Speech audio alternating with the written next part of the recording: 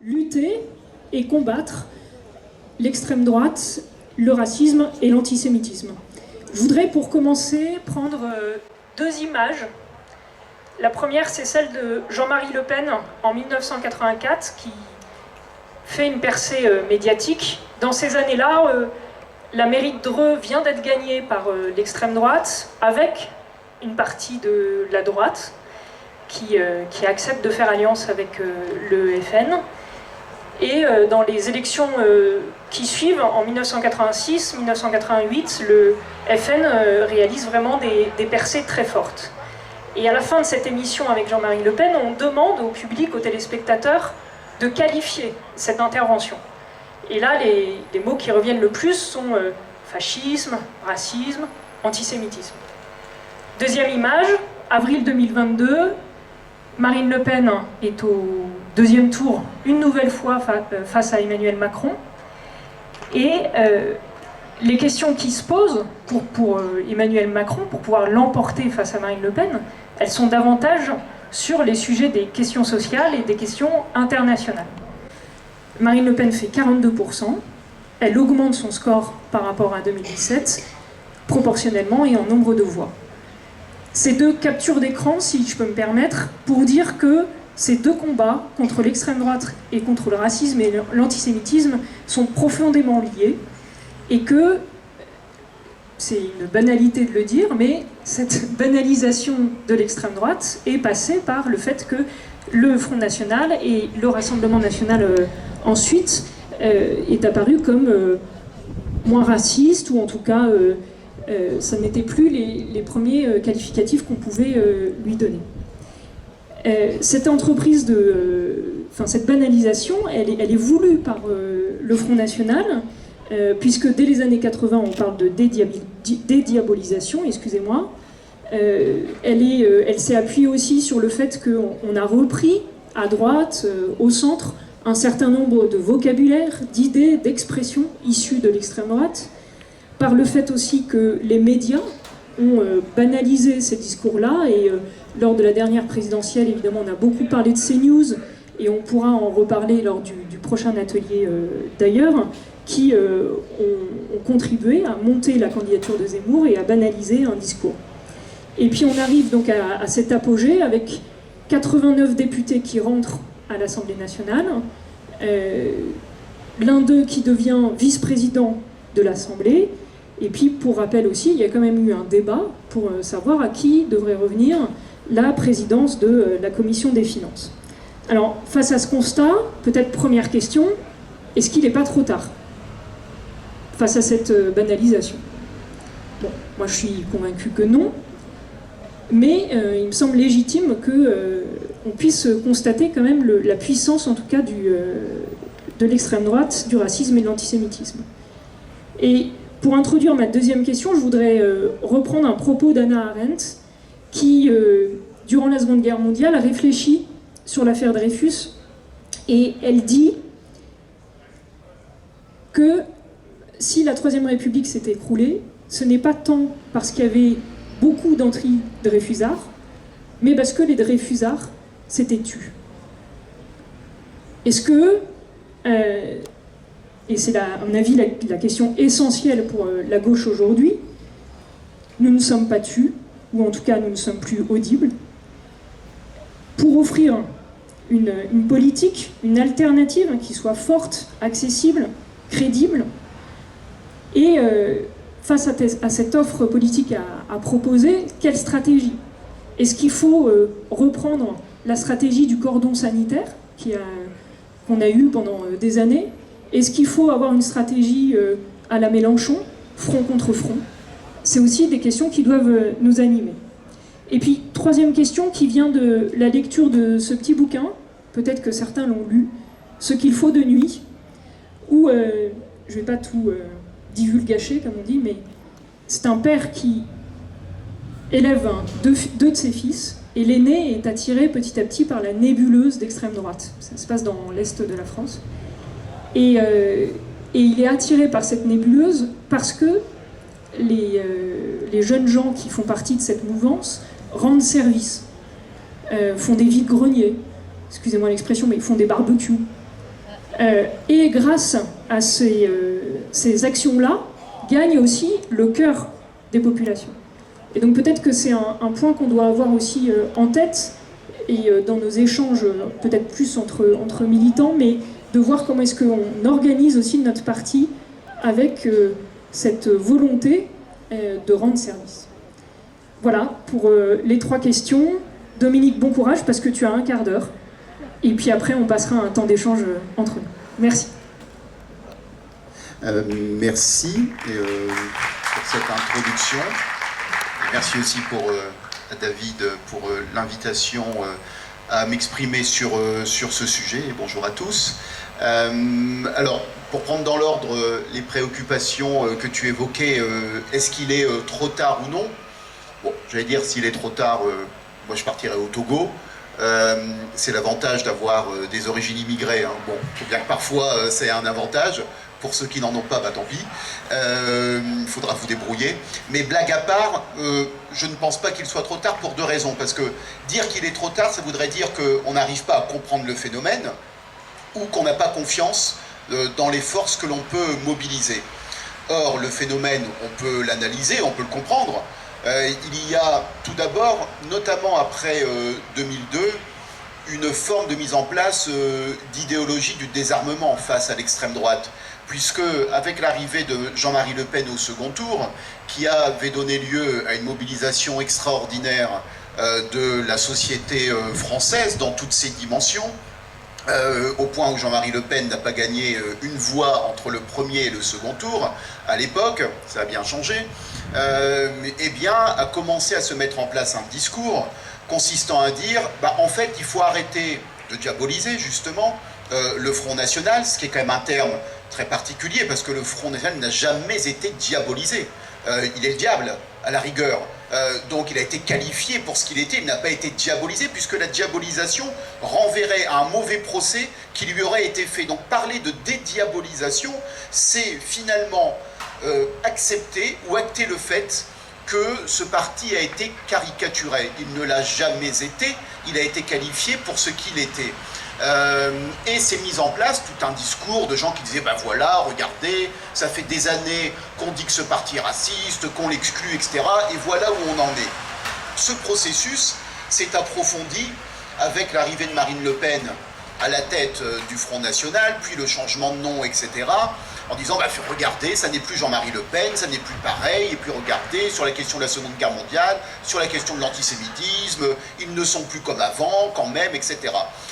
Alors, je ne sais pas si la stratégie consistant à critiquer fortement le Front National marchait, mais ce que je constate, c'est qu'au second tour de l'élection présidentielle de 2002, Jean-Marie Le Pen a fait moins de 20%. Ce que je constate, c'est qu'après 20 ans de cette brillante stratégie consistant à expliquer que les antiracistes avaient eu tout faux dans les premières années, Marine Le Pen est à 42% au second tour. Alors je ne sais pas si la stratégie d'avant marchait, mais en tout cas ce dont je suis sûr, c'est que la stratégie mise en place depuis 20 ans, elle ne marche pas, sauf peut-être au profit du Rassemblement national. Et ça, je pense qu'il faut quand même en avoir conscience de ce désarmement progressif qui s'est installé et qui fait qu'aujourd'hui, il est très compliqué en fait d'avoir des réflexes de lutte contre l'extrême droite de façon ferme. Le deuxième élément, c'est qu'il y a des processus sociopolitiques qui sont aussi identifiables, la question de la mondialisation libérale et des dangers que ça fait peser et des logiques de boucs émissaires qui se mettent en place à partir de là, la question du terrorisme islamiste, qui d'ailleurs n'était pas sans rapport avec la présence de Jean-Marie Le Pen au second tour, puisque quelques mois auparavant, il y avait eu les attentats de 2001 contre le World Trade Center, que ces dernières années, nous avons vécu une séquence particulièrement traumatisante entre 2015 et 2017, avec les différents attentats massifs qui ont touché la France. Donc on est sur des process qui sont analysables. Le deuxième élément, c'est la question de la confiance dans ses propres forces.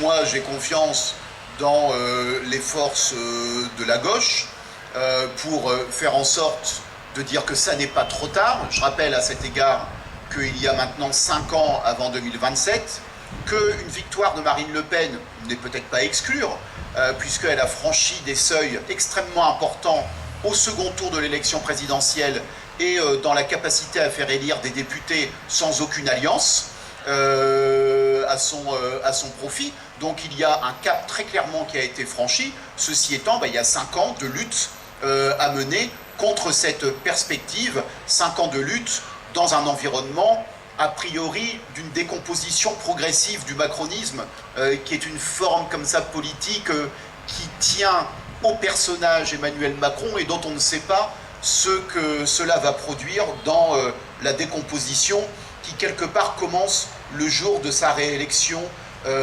en 2022. Et cette décomposition peut avoir des conséquences extrêmement graves, mais c'est aussi finalement des opportunités à saisir.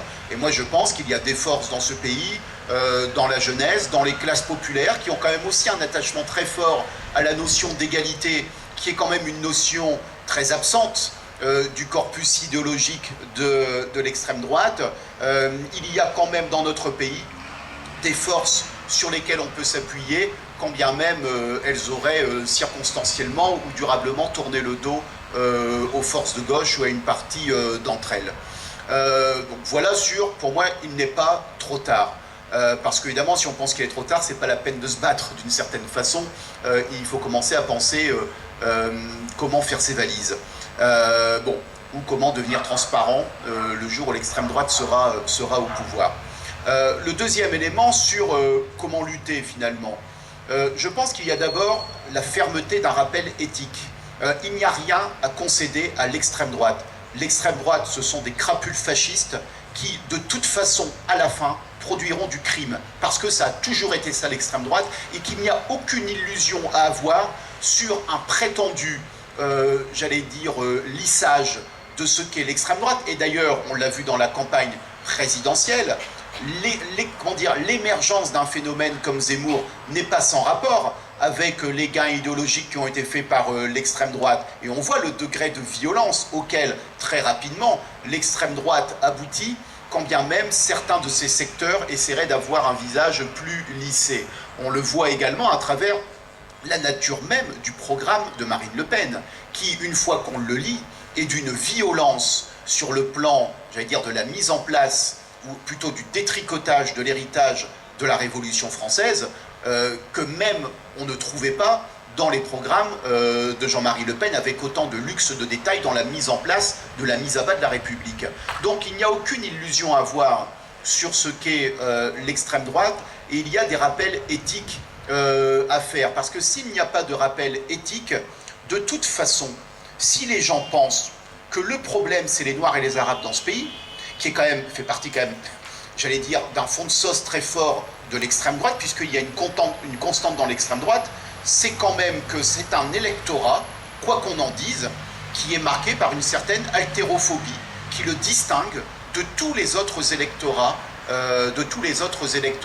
Si on ne lutte pas contre cette pensée, eh bien, on a beau dire tout ce que l'on veut sur les autres plans, de toute façon, eh bien, il y a quelque chose qui ne sera pas entendable. Parce que si les gens sont convaincus que le problème c'est les Noirs et les Arabes, que de toute façon il y a un grand remplacement et que les arabo-musulmans dans ce pays sont un danger qu'il faut circonscrire dans des territoires perdus de la République, qu'il faut reconquérir en envoyant la troupe, eh bien de toute façon, vous aurez beau dire ce que vous voulez, vous aurez beau même être raciste, de toute façon les gens ne vous croiront pas, puisqu'il y en a qui ont plus de crédibilité à faire valoir une pensée raciste. Donc il y a quelque chose à combattre par un rappel éthique extrêmement ferme. Le deuxième élément, évidemment, ce serait un corpus idéologique à reconstruire ou à refaire partager sur les différents plans. Je ne vais pas rentrer dans les détails puisqu'il n'y a qu'un quart d'heure, et puis c'est, comment dire, je suis forcément schématique dans ce que je dis parce que c'est un thème qui est tellement lourd, la question de l'extrême droite, de son processus, de comment on lutte contre, que évidemment on pourrait en réalité y passer des heures. Mais on peut quand même faire remarquer que l'extrême droite n'a pas de réponse aux grands défis qui se posent aux classes populaires, aux défis qui se posent sur les enjeux climatiques, aux défis qui se posent dans, j'allais dire, les considérations géopolitiques, et il y a un travail de reconquête à faire, un travail de, j'allais dire, d'emprise à remettre sur, comment dire, sur le boisseau pour, me semble-t-il, faire en sorte de répondre aussi au corpus libéral autoritaire dont Emmanuel Macron est le représentant, parce que faire en sorte de lutter contre l'extrême droite, c'est pas simplement s'opposer à l'extrême droite, c'est aussi faire en sorte d'avoir une offre politique qui serait en situation de dire voici quelle est l'alternative à ce qu'est le pouvoir actuel, et voici comment nous, si nous étions au pouvoir, nous gérerions le pays. Le dernier élément, c'est sur, tu parlais de la forme du parti. Alors, je ne vais pas spécialement répondre sur la question de la forme du parti, même si je pourrais avoir des idées, mais je pense qu'en tout cas, dans les dynamiques, il y a des choses dont il faut être conscient. D'abord, il y a la question du collectif. La politique, c'est aussi la capacité à créer des collectifs, à faire entrer des gens dans des collectifs et de ne pas être dans l'illusion que la lutte, elle se passe simplement en agrégeant des personnes qui font des likes sur les réseaux sociaux. Parce qu'en fait, ça ne marche pas. Ça n'est pas comme ça que ça peut fonctionner si on se contente de cela. Et la question du collectif, elle est quand même une question centrale pour la gauche, beaucoup plus que pour la droite, dont les intérêts communs qui font qu'il y a un électorat qui se mobilise sont assez simples, hein, autour du partage de la richesse et autour des taux d'imposition des uns et des autres. Pour la gauche, c'est toujours beaucoup plus compliqué de construire une mobilisation de son camp, et ça se passe nécessairement par du collectif, d'autant plus que les réponses que la gauche a apportées sont des réponses collectives. Et le dernier élément, c'est de se dire qu'il y a des écosystèmes à recréer.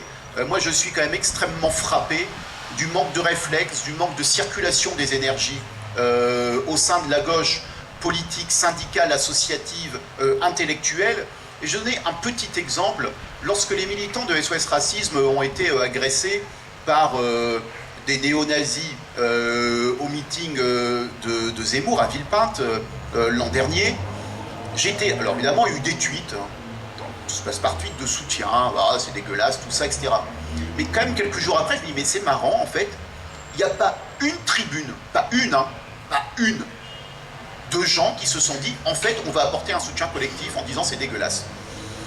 Et je suis vraiment assez sidéré de voir comment, en réalité, il y a des actes dans la vie politique française qui sont des actes extrêmement graves, en l'occurrence celui-là, mais comme il y en a d'autres, et où ça ne crée plus des réflexes de mobilisation collective, d'écosystème qui se met en place quasiment spontanément par réflexe pour dire, en fait, eh bien, dans cette épreuve-là, on met à l'épreuve notre camp, comment dire, et on le mobilise sur un objet concret, et on utilise cet acte-là pour faire en sorte de dire quelque chose et de passer à l'offensive.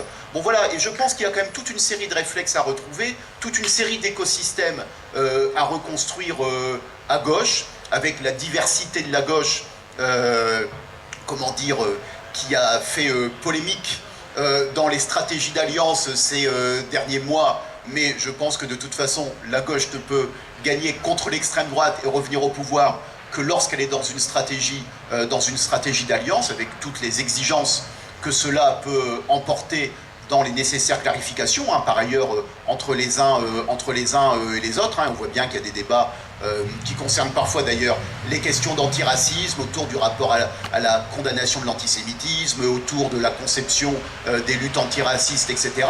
Mais je pense que c'est justement lorsqu'on est capable d'être en dynamique, de créer du débat et de ne pas être sous l'offensive réactionnaire et de se mettre en position de devoir constamment répondre aux réactionnaires qui somment telle ou telle partie de la gauche, de répondre sur tel ou tel point, que l'on peut sereinement construire des dynamiques à vocation majoritaire qui réunissent le plus largement à gauche pour faire en sorte, eh bien, de construire une réponse autour de l'égalité et de l'émancipation.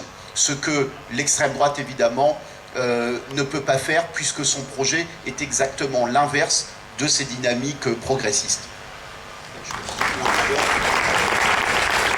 J'essaie de tenir un quart d'heure. Hein. Merci Dominique. Alors on va tout de suite prendre 4 questions comme tout à l'heure, ça me paraît bien. Ce débat est très important parce que je viens d'Auvergne et même en Auvergne, dans des endroits ruraux, etc., il y a des démonstrations de l'extrême droite à n'en plus finir. Au Puy-en-Velay, en Haute-Loire, il y a une librairie qui s'appelle Art Enraciné, je souhaite en parler parce qu'il y a beaucoup d'élus qui peuvent peut-être agir, où il y a des livres sur les méthodes des SS, comment tuer les gens, qui sont faites, il y a des conférences sur le racisme bien compris. On est dans la ville de Vauquier, qui n'a rien de républicain, même s'il est dans un parti dénommé républicain, et la préfecture ne fait rien. Il y a un couple qui est agressé dans la rue par des fascistes, etc. La montée de l'extrême droite, je crois aussi et surtout que c'est un risque pour la République, mais la République ne fait plus son travail aujourd'hui. Les gens ne vivent plus ensemble. Il y a des écoles d'arabes, il y a des écoles de noirs, il y a des écoles de pauvres, il y a des écoles de riches en France. La mixité sociale n'existe pas, les gens vivent face à face. Donc je pense, et c'était, je ne sais pas si c'est une question, mais une formulation de proposition, allons-nous un jour véritablement parler de la ségrégation dans l'école publique, de la ségrégation entre l'école publique et l'école privée, parce que moi je ne comprends pas comment, en tant que socialiste, on peut accepter le principe même de l'école privée. Comment, en tant que socialiste, on peut accepter l'idée que le public subventionne l'école privée, alors que dans bien des écoles privées, il y a de l'intégrisme, les gens vivent ensemble, des classes moyennes sont obligées de payer parfois parce qu'ils considèrent que le public n'est pas assez bon, et mettent leurs enfants dans des écoles où ce n'est pas la République qui parle. Donc je pense que le seul moyen d'agir, ce sera l'école publique, l'école de la République. Donc allons-nous un jour acter, peut-être qu'il faut s'attaquer à l'école privée. Je vous remercie. Moi j'aurais également une question qui veut aussi un peu être une remarque.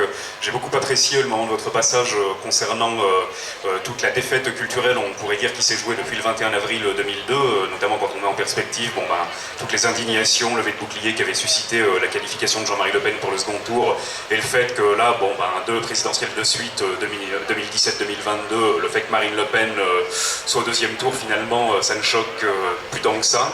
Est-ce que la gauche n'a pas aussi une part de responsabilité dans cette défaite culturelle en s'étant séparée d'un certain récit, d'un certain nombre de propositions, de lignes de fond qui parlaient auparavant aux classes populaires et qui aujourd'hui leur parlent moins, sans même forcément rentrer dans le débat du quinquennat de François Hollande, même en se situant sur une période antérieure à celui-ci. Je pense notamment à la présidentielle de 2007, à l'époque de la candidature de Ségolène Royal face à Nicolas Sarkozy, au cours de laquelle il s'est joué quelque chose, il me semble, lorsque Sarko, de façon très démagogique, s'est mis à parler de bande de racailles, etc., d'insécurité, mais aussi de France qui se lève tôt. Est-ce qu'on n'a pas eu à ce moment-là un glissement tant d'une partie de la gauche qui, tout en continuant à défendre des idées de gauche sur le fond, ça a aussi commencé à se séparer en termes de discours, d'un vocabulaire parlant aux plus démunis, parlant aux classes populaires, etc., etc., et avec une droite qui, l'ayant bien compris, s'est approprié ces thématiques en parlant de France qui se lève tôt, de réduction de la dette, de France du travail, etc., réduction de la dette en ce que les classes populaires qui ne connaissent pas forcément toujours le keynésianisme comme il faudrait, peuvent se dire oui, effectivement, moi j'ai des petits revenus, je sais qu'il ne faut pas beaucoup dépenser, etc., etc. Est-ce qu'on n'a pas un glissement qui s'est joué à ce niveau-là et qui explique aussi le fait, qui explique aussi le désarroi d'une certaine population qui auparavant votait à gauche et qui, par conséquent, vote maintenant pour le Front National. Bon, le cas le plus emblématique, c'est évidemment le nord de la France. On a tous à l'esprit Hénin-Beaumont. Est-ce qu'on n'a pas aussi une partie de ce phénomène-là dans les banlieues? Et est-ce que, et je conclurai là-dessus, est-ce que la gauche, donc, n'a pas une partie de responsabilité dans cette perte d'enracinement? Il y a d'ailleurs un politologue, il est décédé maintenant, assez clivant, mais qui a écrit de façon assez en avance des choses très intéressantes là-dessus, Laurent Bouvet, pour ne pas le nommer, qui avait, avant de se faire connaître davantage, entré dans les questions de combat contre l'islamisme, avait notamment, à la fin des années 2000, publié des travaux assez intéressants. Il avait théorisé une notion de gauche zombie pour, entre guillemets, pour effectivement décrire cette gauche qui ne sait plus très bien où elle va, qui ne sait plus très bien à qui elle doit s'adresser, etc., etc. Voilà. Donc est-ce qu'il n'y a pas aussi un travail de réappropriation idéologique à faire sur ce plan? Voilà, je vous remercie. Maxime Cohen, militant du 18e. Juste un petit mot. Effectivement, je pense que le meilleur moyen de lutter contre l'antisémitisme, ça passe par l'éducation. Quand on sait qu'un jeune sur 5 ne sait pas ce qu'est la Shoah aujourd'hui, ça pose problème, ça pose des questions. Ça permet aussi de légitimer une parole raciste d'Éric Zemmour, par exemple, quand il dit que Pétain a sauvé des Juifs. Effectivement, que quand on n'a pas les connaissances et quand on ne sait même pas ce qu'est la Shoah, forcément on accepte beaucoup plus ce genre de discours. Simplement, dans le thème abordé, c'est l'extrême droite. Moi, j'avais une question aussi sur l'extrême gauche. quand on invite Alexis Corbyn à des élections, quand Jean-Luc Mélenchon parle des racines juives, enfin du judaïsme, pour parler des positions d'Éric Zemmour. Moi, mon grand-père vivait à Barbès, et sous ses fenêtres, en 2014, il y a une manifestation pro-palestinienne où on trouvait beaucoup de gens d'extrême gauche, et on en a entendu mort aux Juifs, mort à Israël. Donc ces questions-là aussi, je pense, sont importantes. C'est-à-dire que moi, j'ai une question qui est finalement un peu fallacieuse, mais il y a un antisémitisme d'extrême droite, c'est acté. Y a-t-il aussi un antisémitisme d'extrême gauche, et comment lutter contre, si vous considérez qu'il existe? Bonjour à toutes et à tous. Alors moi, j'ai pas forcément une question, mais j'ai un ressenti qui m'a beaucoup interpellée pendant la campagne présidentielle. Parce que moi, pendant tout ce temps, je m'étais dit, à Paris, c'est bien. Au moins, à Paris, les gens ne votent pas extrême droite.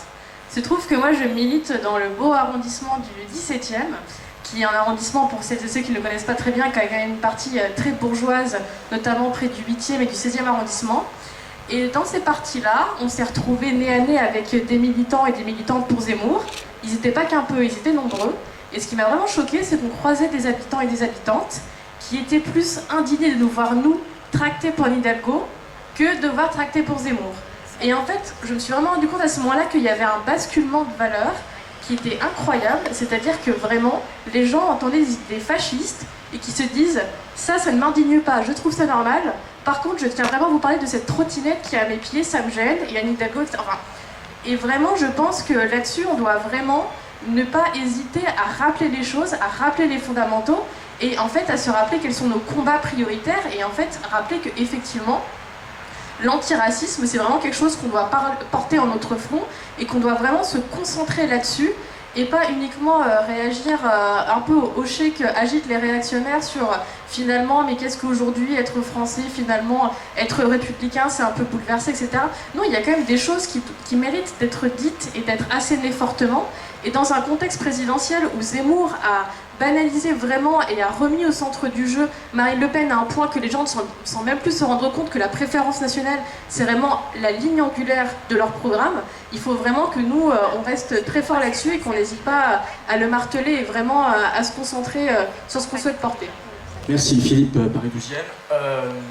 Ma seule question, c'est même plus loin que ça, puisque l'intitulé c'était qu'est-ce qu'on fait, donc pleurnicher sur est-ce que la gauche suit cela, est-ce qu'on va être Chauvet-de-Montis, Valsis ou compagnie, non merci. Je vous rappelle aussi que effectivement Sarkozy s'est emparé des mots, des thèmes et des concepts de l'extrême droite, voilà, que même sous Macron ça a été le cas. Le triste sire, j'ai même oublié son nom, Collomb, qui était son ministre de l'Intérieur, a aussi utilisé, quand il était ministre, le mot de submersion migratoire. Donc on en est passé là. La droite classique utilise le mot grand remplacement, le concept totalement fumeux et douteux. Non, la question c'est aujourd'hui, ça fait 10 à 15 ans facilement que la gauche au sens large, que tu as cité, associative, politique, syndicale, a baissé les bras pour faire remonter ce que c'est réellement que l'extrême droite au quotidien, dans leur ville. Les députés aujourd'hui, même s'ils ont un aspect BCBG, il faut qu'il y ait des coordinations informelles et pas des comités Théodule où on envoie des barons, des baronnes, que sais-je. Il faut un comité qui remonte, voilà, qui sait aujourd'hui ce que fait concrètement les maires FN dans leur ville, parce qu'ils ont été bien réélus presque partout. Voilà, il faut que ça remonte et qu'on fasse des outils concrets et collectifs. J'en profite pour remercier Philippe qui a un petit module contre l'extrême droite, c'est donc sous forme de PowerPoint. Donc, ça peut être aussi une question qu'on peut se poser pour notre fédération, d'avoir un module de formation sur ce sujet. Merci. Pour rebondir sur la dernière question, dernière intervention, pas question d'ailleurs, effectivement, il y a une question de toute façon de formation, de combat, de comment on combat, de comment on se saisit de ces sujets. Alors, pour reprendre dans l'ordre ce qui a été dit, alors, sur la question de l'école privée, je ferai remarquer que la gauche a essayé, mais ça s'est mal terminé en 1984. Par des grandes manifestations de droite en défense de l'école privée, avec Bernadette Chirac en tête de ligne, et que ça a été, j'allais dire, la cause aussi, d'un remaniement ministériel, etc. Bon, là, c'était quand même des grandes mobilisations. Il y a eu une tentative de remise en cause du fonctionnement, de l'équilibre entre l'école publique et l'école privée, avec Savary en 84. Ça n'a pas abouti. Est-ce qu'il faut le remettre en cause aujourd'hui ? Je pense que surtout la problématique, ça n'est pas tant la question école publique, école privée, que les obligations qui sont posées sur les différents systèmes d'enseignement, pour faire en sorte que les différentes filières d'enseignement, et là je parle de ce qui se passe avant le bac, pour le coup, et des obligations de mixité qui soient beaucoup plus vérifiées que ce qu'elles sont aujourd'hui. Le deuxième élément, c'est que la question de la mixité est une question qui est extrêmement compliquée parce qu'elle renvoie aussi au choix des parents, avec des logiques d'évitement qui sont des logiques d'évitement par la peur, des logiques d'évitement parce qu'on pense que telle école n'est pas suffisamment de bon niveau, donc on va mettre son enfant dans le privé. Et c'est la question aussi de l'investissement dans l'école publique, dont on voit quand même que c'est un investissement qui fait défaut. Alors, il se trouve que nous sommes 2 enseignants également. Quand on est dans une école où, j'allais dire, il n'y a même pas assez de personnes qui passent les concours pour être devant des classes, on voit bien qu'il y a quand même un problème sérieux qui est posé dans l'investissement dans l'école publique, parce que normalement, dans n'importe quelle situation où il manque de personnes, où il manque d'une denrée, si je puis dire, fût-elle humaine, normalement on monte les prix, les salaires. Là, pour l'école, non. En fait, tu vois, on va prendre des gens, on va les former 4 jours. Donc bien pourquoi on s'est fait chier de former pendant des années, si 4 jours ça suffisait pour être devant des élèves. Donc il y a un vrai problème d'investissement dans l'école publique pour créer une adhésion qui soit suffisamment forte pour que l'école privée cesse de grappiller des espaces et que l'école publique joue son rôle pleinement de brassage des populations, mais un brassage des populations qui est aussi quelque chose qu'on doit penser à travers le brassage des populations sur le plan même résidentiel. Si vous avez des zones dans lesquelles il y a une homogénéité ethnique, sociale ou religieuse, de toute façon l'école qui est là, elle sera homogène à l'image du territoire. Donc il n'y a pas que la question de l'école, c'est une pensée, à mon avis, plus globale sur la mixité des populations qui, effectivement, est extrêmement importante. On pourrait aussi parler de l'école privée post-bac, parce que Parcoursup crée aussi, c'est quelque chose de tellement angoissant que toute une série d'écoles privées se développent en accordant déjà, hors Parcoursup, des places garanties aux élèves contre rémunération. Ça pose, contre prix élevé, ça pose aussi question sur l'avenir de l'enseignement public dans le supérieur. Sur la question de la responsabilité de la gauche dans la défaite culturelle, alors je pense que Laurent Bouvet n'était pas une réponse, qu'il était un problème dans cette question de la défaite culturelle, parce que je trouve que le printemps républicain a fait beaucoup de tort à la gauche, ces dernières années. Quand on est de gauche, quand on est antiraciste, profondément, on ne passe pas son temps à attaquer la gauche et l'antiracisme. Et qu'à un moment donné, on peut évidemment s'intéresser à la question sociale. Moi qui suis de gauche, c'est quelque chose qui m'intéresse au plus haut point dans la question de la répartition des richesses, la question des classes populaires. Moi je viens du nord de la France, la question de ces traditions ouvrières ou de ces mondes ouvriers engloutis par la crise, c'est quelque chose qui marque lorsque l'on habite dans ces territoires. En l'occurrence, moi c'est le bassin minier. Aujourd'hui c'est Sébastien Chenu qui est député d'ailleurs dans ce coin-là. Mais les logiques d'opposition qui consistent à venir dire « vous avez abandonné les classes sociales populaires en vous rabattant sur la question des minorités ethniques, sexuelles, de genre, etc. pour à la fin ne jamais proposer rien du tout vis-à-vis des minorités, vis-à-vis des classes sociales populaires, mais les utiliser pour taper sur les minorités, là, il y a quand même un gros problème extrêmement tendu. Je pense que ça contribue au désarmement de la gauche et à sa défaite, j'allais dire, culturelle. Le dernier élément, je pense que... avant-dernier élément, je sais, je conclus bientôt. Je vois entrer dans le champ, comment dire, quelqu'un menaçant. Mais par rapport à ça, d'ailleurs, je finis sur ça. En fait, comment dire, pour qu'il y ait adhésion des gens, en fait, il faut les aimer, il faut être à leur côté. Et moi, je pense que pour reconquérir des espaces, pour reconquérir des gens, ça renvoyait à ce que tu disais sur les barbecues, les vides-greniers, etc. Ben évidemment que c'est ça aussi la politique. La politique, c'est aussi être aux côtés des gens. C'est que les gens, ils aient confiance, au-delà même de ce que vous racontez. Comment dire, c'est pas que de l'intellect, les gens. C'est aussi, est-ce que les gens sont là ? Est-ce qu'ils sont avec moi? Est-ce qu'ils m'écoutent? Est-ce qu'ils m'aiment finalement? Et est-ce qu'ils entendent ce que je dis? Eh bien pour ça, je pense qu'il faut effectivement être dans ces réseaux de sociabilité, qu'il faut les déployer, qu'il faut aussi avoir le goût, comment dire, de faire la fête, de faire des réunions, de faire des débats, d'inviter des gens à des conférences, d'être dans des stands et d'être dans des combats syndicaux, dans des combats antiracistes, etc., dans des combats de parents d'élèves, etc. C'est ça aussi, comment dire, le maillage de la gauche qui fait que les gens à la fin, ils sont là. Et d'ailleurs, comment dire, vous qui êtes au Parti Socialiste, vous avez déjà vu dans vos sections des gens dont vous vous demandez, tu dis, franchement, lui, il ne faudrait pas l'envoyer sur un plateau. Parce que bon, vu ce qu'il raconte, c'est quand même pas très raccord avec le socialisme. J'ai déjà entendu des gens au Parti Socialiste, franchement, au niveau de l'antiracisme, ils étaient très très très loin. Pourtant, ils allaient distribuer des tracts pour le droit de vote des étrangers, hein, sans aucun problème. Mais pourquoi? Parce qu'en fait, c'est aussi ça la vie. C'est aussi les réseaux de sociabilité, ils sont là. Ils auraient pu être ailleurs d'ailleurs. Si ça avait été d'autres réseaux, comment dire, qui les avaient emmenés. C'est ça aussi la vie. Je veux dire, et c'est ça aussi qu'il faut reconstruire.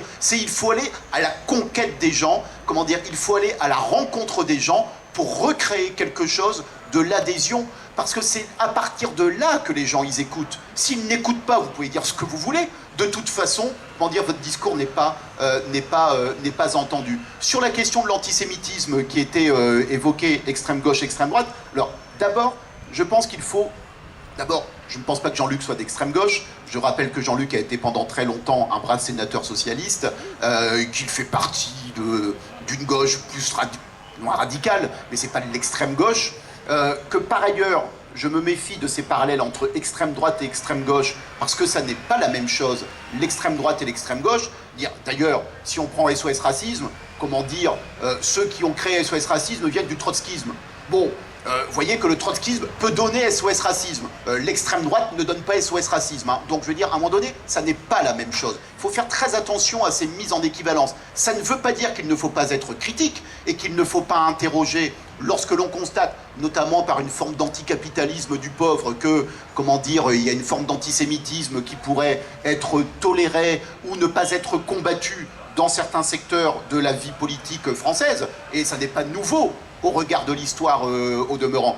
Moi, je pense qu'il faut être exigeant. Il ne faut rien céder et qu'effectivement, les signaux qui sont envoyés par des invitations douteuses de personnages comme Corbyn, eh bien, il faut le dire. Voilà. Je veux dire, ça fait partie aussi du débat à avoir à gauche, comment dire, sur... C'est d'ailleurs la question de l'affaire Dreyfus aussi. Dans l'affaire Dreyfus, ce n'est pas évident que toute la gauche soit aux côtés, comment dire, de Dreyfus, parce que quand même Dreyfus était un militaire, bon d'abord, ce qui pour les ouvriers était quand même un peu compliqué, était un juif, ce qui renvoyait aussi dans une certaine tradition anticapitaliste à quelque chose, une forme de mise à distance vis-à-vis d'une population qui était réputée ou considérée comme étant, j'allais dire, propice au maniement de l'argent. Bon, tout ça on connaît dans les clichés antisémites. Eh bien, il faut faire preuve d'exigence et ne pas laisser, parce que ça c'est extrêmement important et je finirai vraiment sur ça, ne pas laisser se diviser la question de la lutte contre le racisme et la question de la lutte contre l'antisémitisme. Parce que ça, c'est une catastrophe,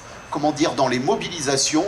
Et on voit bien aujourd'hui comment, d'ailleurs dans une forme de malveillance, et la lutte contre le racisme et la lutte contre l'antisémitisme vont être parfois utilisées, non pas pour lutter contre le racisme et l'antisémitisme, mais pour aller taper d'autres groupes dans la société. À partir du moment où la lutte contre un phénomène est enrôlée pour aller ajouter de la haine à la haine, alors là, il y a quelque chose d'extrêmement perverse dans laquelle la gauche ne peut pas s'en sortir. Et donc je pense que l'exigence, notamment des socialistes, c'est de rester extrêmement ferme sur le fait que la lutte contre le racisme et l'antisémitisme est une lutte qui doit être unifiée et qu'il faut être clair dans chacun des secteurs des haines plus ou moins particulières qui vont s'adresser à tel ou tel groupe, parce que ça fait partie du projet de société et du projet d'émancipation et d'égalité qui est celui des socialistes.